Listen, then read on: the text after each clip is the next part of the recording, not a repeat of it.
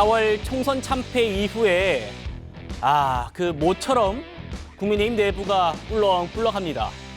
이번 주 일요일 오후 1시, 2시, 3시에 나경원, 한동훈, 원희룡 이 세 사람이 일제히 당대표 출마 선언을 합니다. 오늘 윤상현 의원까지 4파전 대진표가 확정됐습니다. 바로 시작합니다.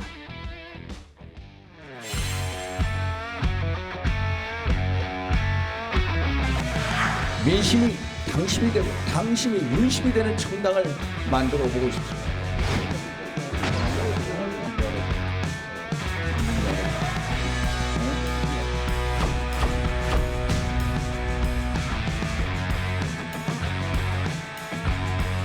국민과 함께 더 크고 더 강한 정당 만들 수 있도록 하겠습니다.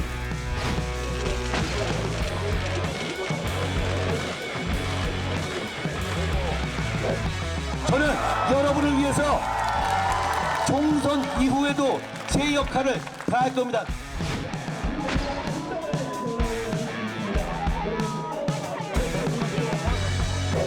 저는 약속을 하면 실천을 하는 사람이고 말을 하면 결과를 만드는 사람입니다.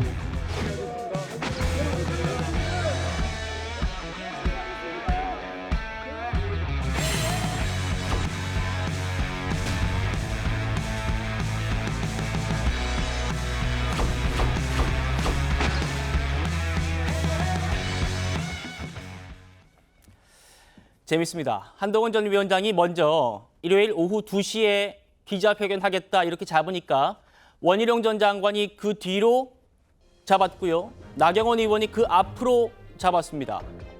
1시간씩 차이를 두고는 있습니다만 1시, 2시, 3시 기자들은 이 세 명의 기자회견을 잇따라 취재를 해야 합니다. 정호김 의원님, 이렇게 지금 잡힌 거 후보들의 신경전으로 봐야 됩니까? 어떻게 보십니까? 신경전일 수도 있고요.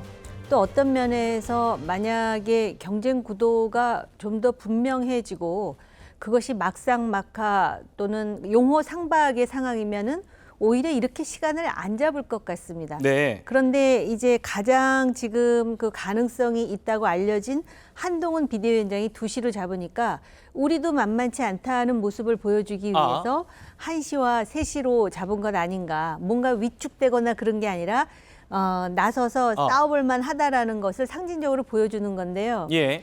이제 그 기자분들이 백브리핑을 하지 않겠습니까? 그렇죠. 그런데 이제 이럴 수는 있습니다. 1시에 하는 사람, 2시에 하는 사람, 3시에 하는 사람 백브리핑을 하는데 숫자가 한 사람에게 몰릴 가능성도 있죠. 그만큼 예. 관심의 그 정도가 좀 다르니까. 네. 그리고 백브리핑이 길어지면 예를 들어서 특히 한동훈 위원장이 2시에 하잖아요.